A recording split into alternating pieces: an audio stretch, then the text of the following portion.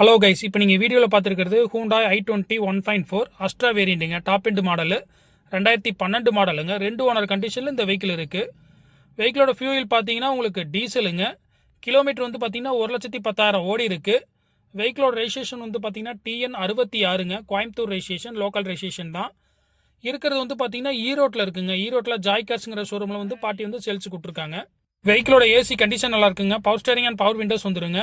ABS break வந்துடும். Dual air bag வந்துடும். இது டாப் அண்ட் மாடலுங்கிறனால உங்களுக்கு புஷ் ஸ்டார்ட் பட்டன் வந்துருங்க.